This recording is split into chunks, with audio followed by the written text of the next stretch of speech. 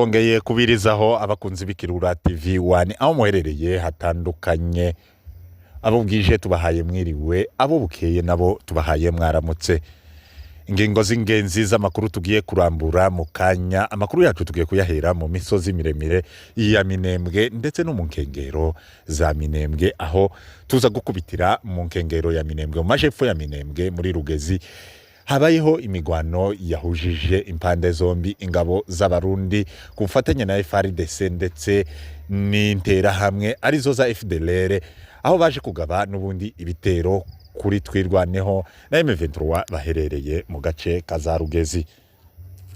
Turakomereza n'ubundi mu zindi nkengero zigize Minembwe, aho ni Mikenke ndetse tuza gukubitira no muri Mukoko aherereye abaturage bo mu bwoko bw'abanyintu kuri point zero. Makuru yacu turaza kuyakomereza ku ndondo zombi, indondo ya Bijombo ndetse n'indondo ya Rurambo, aho tuza kumanuka epfo muri ibibogobogo uko abaturage baherereye biriwe. Amakuru yacu turaza kuyakomereza n'ubundi mu mujyi wa Uvira, abaturage baherereye mu mujyi wa Uvira nabo uko biriwe kugeza aya masaha. Amakuru yacu n'ubundi tuyakomereza mu kiyaya cya Rusizi, aho ni za Plene, aho tuza kugana mu mujyi wa Ruvunge, aho hakorewe iyicarubozo bakaza kuhikira abahungu babiri bo mu bwoko bw'abanyamasisi ndetse n'umwe wo mu bwoko bw'abanyamurenge.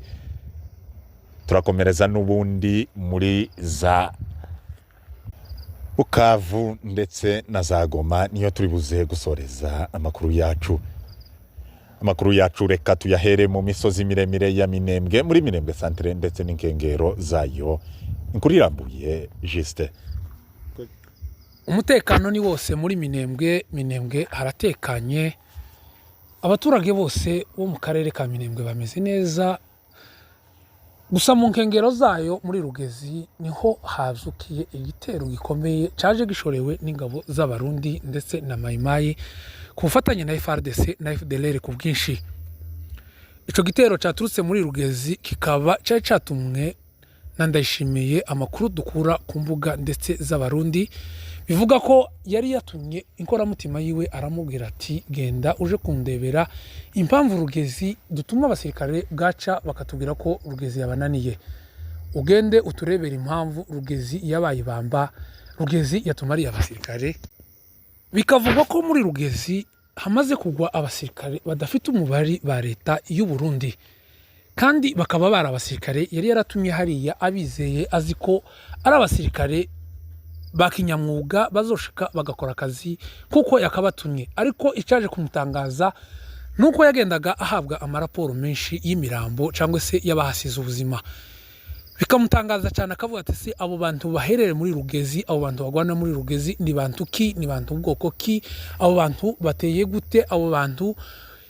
Niko gufata rero inkoramutima yiwe ahituma hariya tigenda nawe uze kundebera uko zagenze, ndetse ahubwo amakuru dufite nuko uwo musirikare nawe ashobora kuba yahasize ubuzima. Iki gitero cy'uyu munsi caje gituruka inzira zitatu, ariko kandi cansanze abasore batwigwaneho n'amadubu n'intare za Sarambwe ziri maso zikubita umujinga zitababarira, kubera ko uyu munsi wari n'umunsi wo kwibuka nyakwigendera cyangwa se umugaba mukuru w'ingabo za twigwaneho Afande Hero Rukunda Michel Makanika. Uyu ni wo munsi yatabarukiyeho ku itariki 19 yari yujuje amezi 4. Rero nta kuntu umujinga ari kukomeza kuba satira cyangwa se kugaba ibitero mu maeneo zabo bafite umubabaro wo kwibuka ubuyobozi wabo ngo babashe kumumerera neza. Uyu munsi babashe gukubita batababarira, aho umwanzi yahatikiriye cyane, yaje kwatakariza abasirikare benshi ndetse bivugwa ko n'ibiyongozi zabo zabashe kwasigara. Nubundi tukiri mu irembo rya Rugezi, umwanzi wagavye ibitero mu masaha 3 za Minembwe muri Rugezi, yaje atera aturuka ahitwa Kimeti kuwihene na Nyarurango, aho niho umwanzi wateye Rugezi yateye aturuka. Ariko amadubu yaje kumubona, umwanzi yazanye ibikango byinshi, aho yaje atangizanya amakompora y'imbunde ziremereye.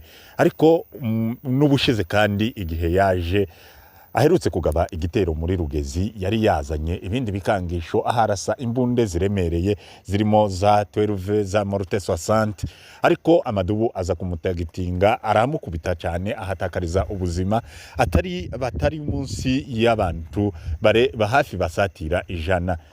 Uyu munsi kandi bakaba bongeye kandi kugarukana ibyo bikangisho byabo aho batangiye bazana imbunde ziremereye batangira batera amakompora.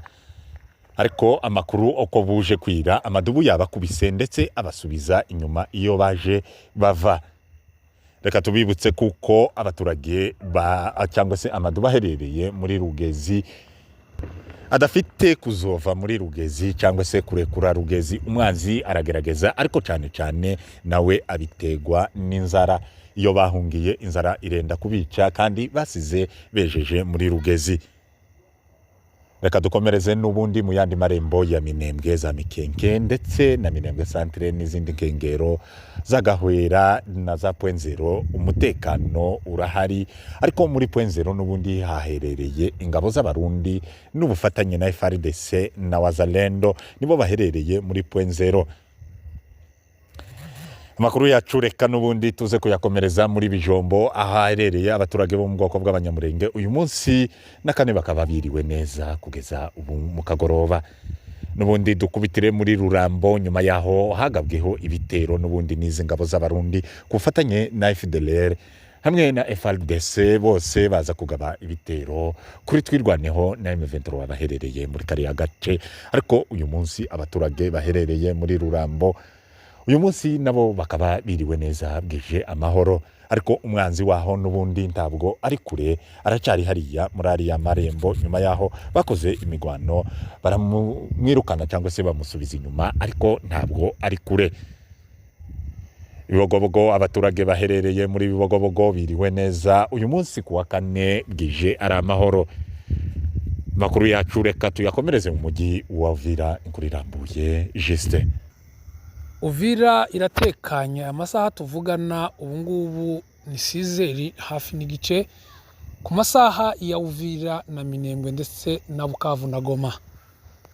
Aka kanya tuvugana abaturage ba Uvira baraho baratekanye. Umutekano wabo ni wa wundi nanone utameze neza kubera ko barindiwe umutekano n'abashinzwe kuhungabanya. Kuko za mayimayi ziruzuye muri uriya mujyi zishinzwe guhungabanya umutekano ndetse na FARDC ntabwo ari shasha kubijanye n'umutekano w'abaturage.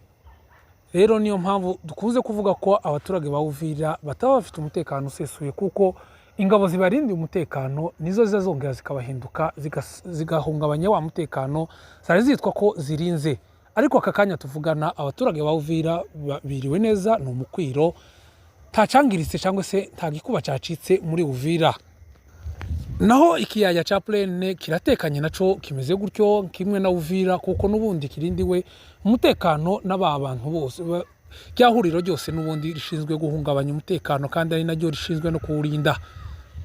Niza mayimayi ni FARDC na Barundi ni FDLR nizo zigomangiye muri kino kiyaya cyose.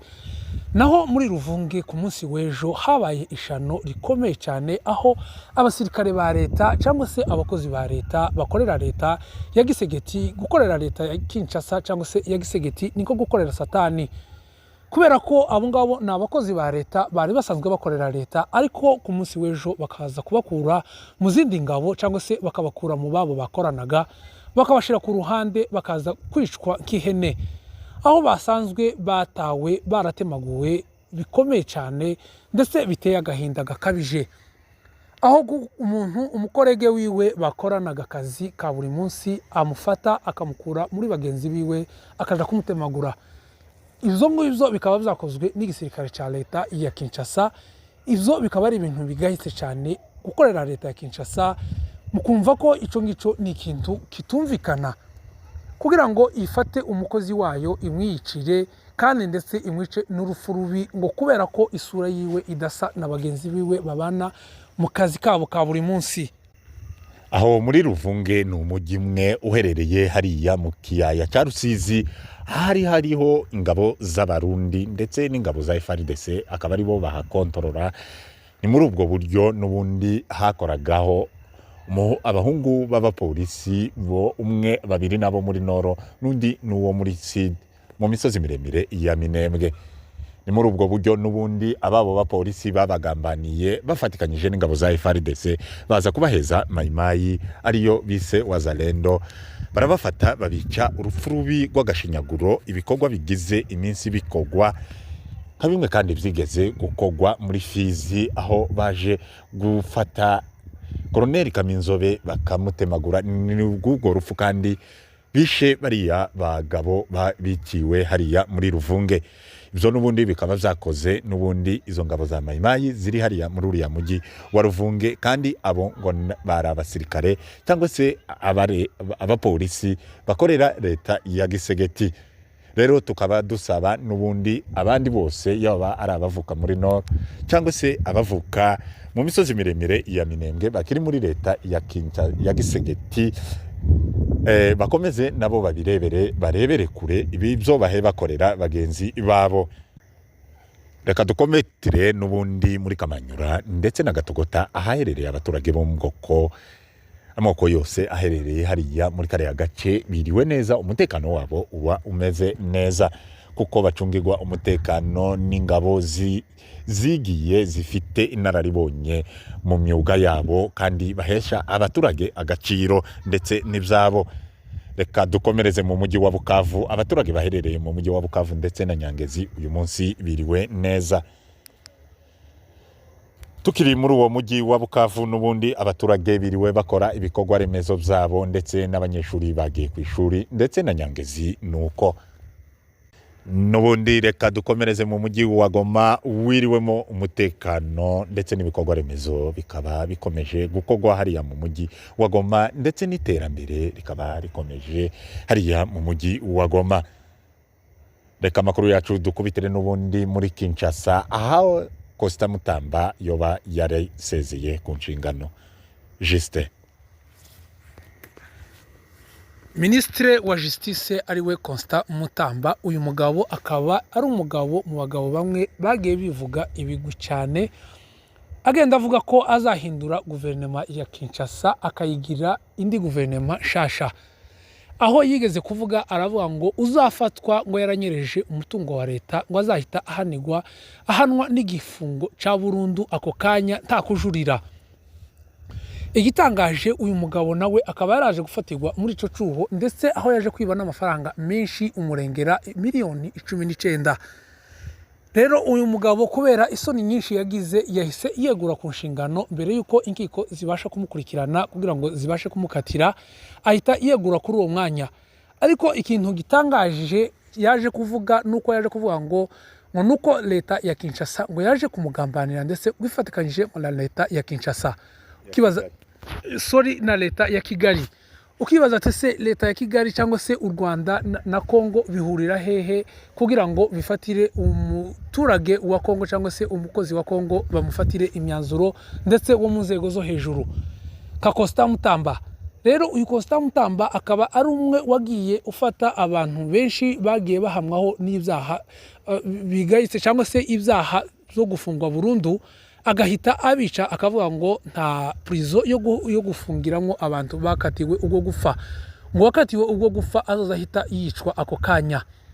Rero bikibazwa se uyu mugabo izi miliyoni 19 yanyereje arahatigwa ikiye gifungo, ese nakatigwa ico gufa nawe arahita yicwa nk'abagenzi be yahise yica se? Ariko kandi leta ya Kinshasa ikomeje gukora ibintu biteye isoni cyane, aho abayobozi bose babaye banyamwihahira cyangwa se bihahiranda, aho bakomeje kwigwizaho umutungo ariko batita ku baturage bayoboye. Rero nguko amakuru ari muri Kinshasa cyangwa se hirya no hino. Bimwe mu bitangaje Costa Mutamba yavuze nuko ngo mu kagambane yagize ngo yagambaniwe ngo nuko leta ya Kigali ngo ibirimo. Arongera kandi aravuga ngo n'ubundi ngo yarazi ko ngo abayobozi ba AFC bari bako bamuhigira hasi bashaka ngo kumwica. Reka dusoreze amwe ku ijambo rimwe General Major Michel Makanika yavuze. rimwe nubwo generale makanika tugize iminsi tutumva ijwi ryiwe ariko ibikorwa vyiwe n'ubu ngubu birahari birakogwa n'uyu munsi vyiriwe bikora muri Rugezi. Yaranavuze cyane yongera arisubiramo aravuga ngo abantu bazirinde umupfakazi watwirwaneho. Ngayo rero nguko uko vyifashe, mugire umunsi mwiza, abandi nabo mugire ijoro ryiza.